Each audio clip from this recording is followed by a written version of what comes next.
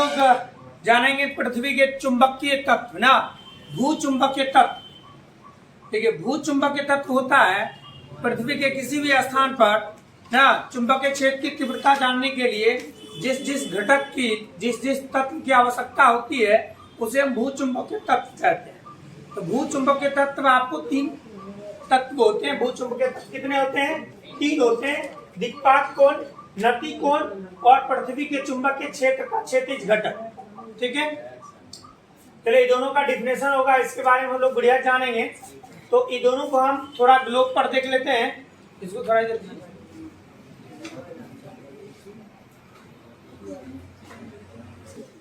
देखिए। ठीक है, ये मान लेते हैं ग्लोब है पृथ्वी, ठीक है ना। इसका ये भौगोलिक उत्तर हो जाता है,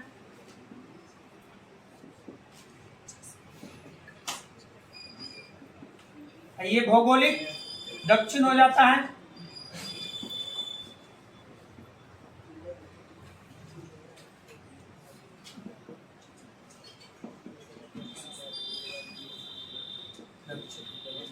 लेकिन जब हम चुंबकीय सुई से पता करते हैं तो ये उत्तर जो है ना यहाँ आता है, और ये पिछले क्लास में हम लोग देखे थे। ठीक है, ये आपको ये होता है।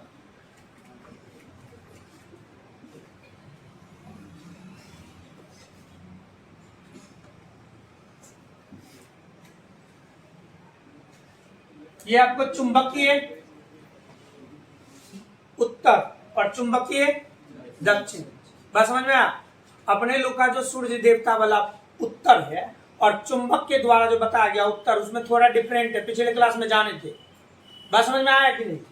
तो हम लोग अभी इस फिगर में दिक्पात कोण और नति कोण जानेंगे। ठीक है, अब देखिए, ये भौगोलिक उत्तर हुआ उत्तरी ध्रुव और भौगोलिक दक्षिणी ध्रुव। भौगोलिक उत्तरी ध्रुव और भौगोलिक दक्षिणी ध्रुव को मिलाने वाली सरल रेखा भौगोलिक अक्ष कहलाती। क्या कहलाती है? भौगोलिक अक्ष। ठीक उसी तरह चुंबकीय उत्तर और चुंबकीय दक्षिण ना को मिलाने वाली सरल रेखा क्या कहलाती है? चुंबकीय अक्ष। ठीक है, और चुंबकीय अक्ष से गुजरने वाला लंबवत तल चुंबकीय यामी उत्तर क्या कहलाता है?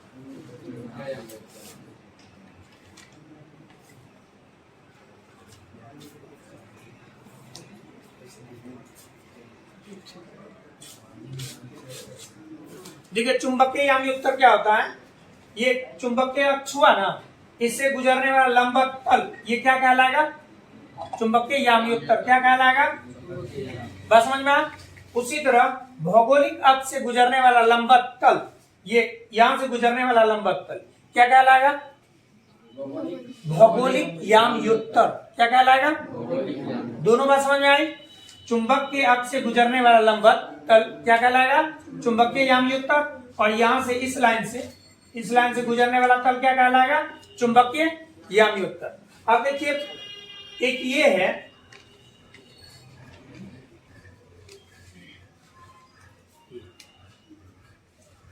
चुंबकीय यामी उत्तर, ये भौगोलिक यामी उत्तर। दोनों के बीच कोण बन रहा है कि नहीं, उसी को कहते हैं हम लोग दिक्पात।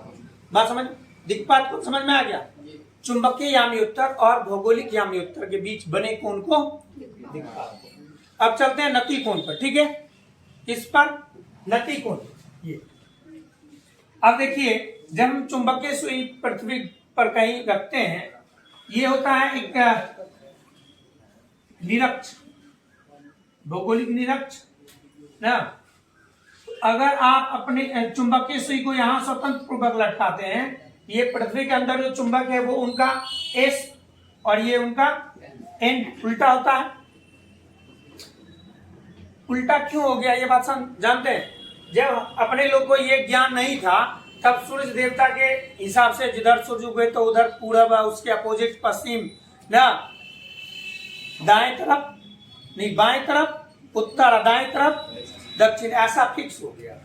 लेकिन जब चुंबकीय सुई से ज्ञात हुआ तो पहले जो उत्तर था अब वही रहेगा, लेकिन जब चुंबकीय सुई को लटकाया गया तो वो उत्तर दिशा में, तो चुंबकीय सुई का जो उत्तर दिशा में ध्रुव था उसको क्या कह दिया, उत्तरी ध्रुव। क्या कह दिया, लेकिन दक्षिण तरफ जो था उसको दक्षिणी ध्रुव। तो जब आप चुंबक के उत्तर वाले को उत्तरी ध्रुव कह दिए ना, तब वास्तव में पृथ्वी के अंदर जो चुंबक होगा उसका कौन ध्रुव होगा, दक्षिणी।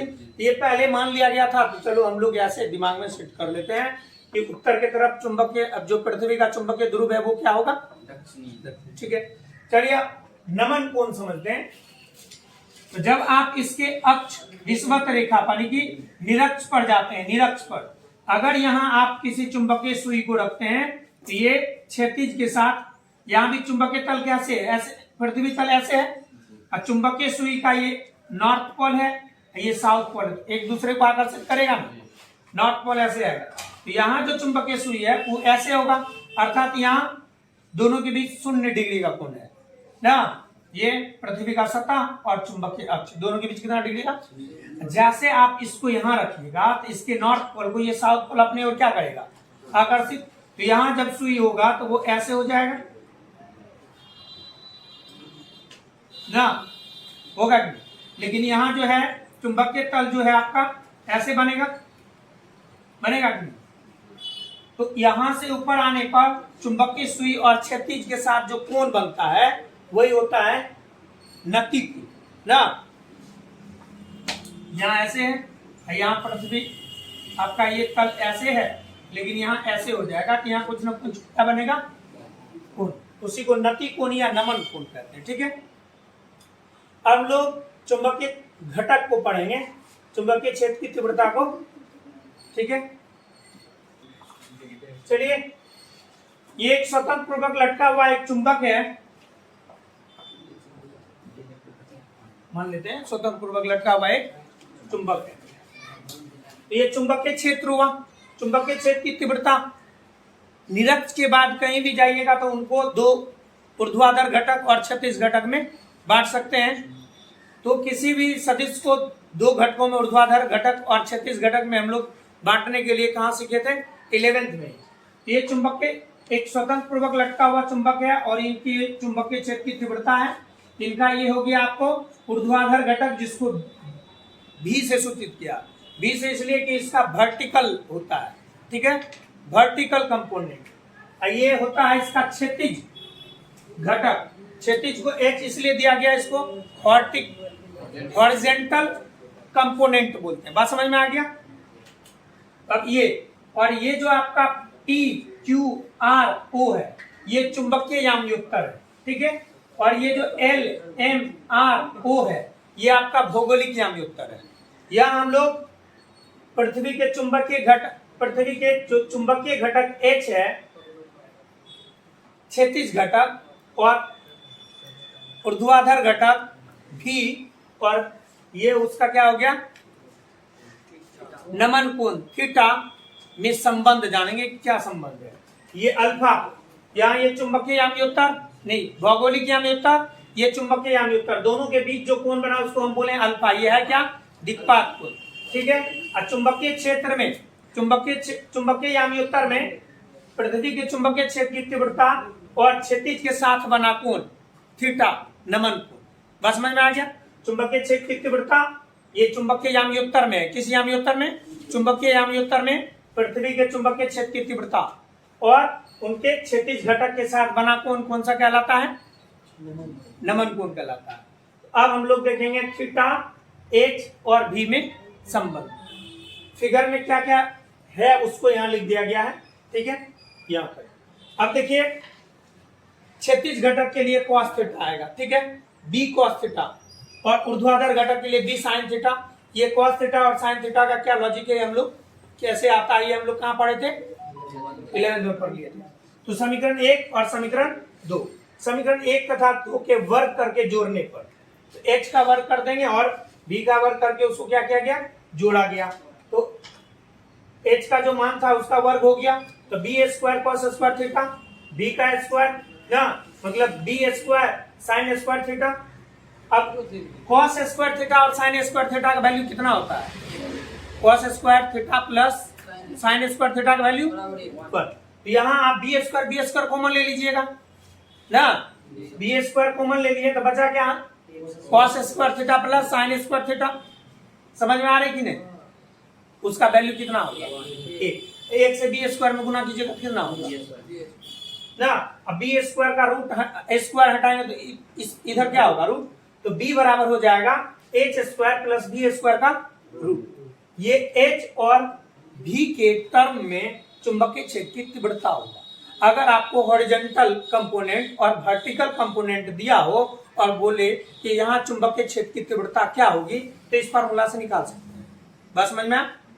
अगर हमें क्षैतिज घटक की तीव्रता किसी भी पृथ्वी के किसी भी जगह किसी भी स्थान पर अगर हमें क्षैतिज घटक और ऊर्ध्वाधर घटक दोनों दिया है और कहे कि यहाँ चुंबकीय क्षेत्र की तीव्रता क्या होगा, तो इस फार्मूला से हम उसका मान कैलकुलेट कर सकते हैं। ठीक है, अब हमें थीटा के साथ अभी किसमें संबंध हुआ, ये चुंबकीय क्षेत्र की तीव्रता बी और उनका क्षैतिज घटक एच और ऊर्ध्वाधर घटक भी के बीच क्या है, ये संबंध है।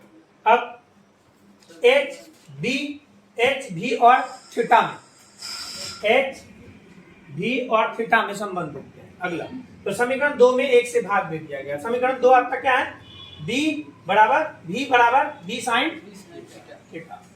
तो देखिए लिखा है ना। अब देखिए बी तो कैंसिल ही हो जाएगा, साइन थीटा बटे कॉस थीटा बराबर क्या होता है 10। तो भी बाय एच बराबर क्या हो गया, टेन थीटा। यानी अब या आप भी को यही छोड़ दीजिए, एच उधर चल जाएगा तो भी बराबर एच टेन थीटा। ये क्या हो गया, एच भी तथा थीटा में संबंध हो गया। बस समझ में आया? या थीटा प्राप्त करना है, थीटा बराबर क्या हो जाएगा, इसको इधर लाइए, यहाँ इसके भागा में आ जाएगा टेन इधर, टेन इनवर्स थीटा बराबर क्या हो गया, tan inverse into B by H. बस समझ में आया? ये पृथ्वी के चुंबकीय तत्व हुए ना, पृथ्वी के चुंबकीय तीनों तत्व से आप पृथ्वी के किसी भी स्थान पर चुंबकीय क्षेत्र की तीव्रता ज्ञात कर सकते हैं। बात समझ में आया कि नहीं? और कोई क्वेश्चन आप लोग को?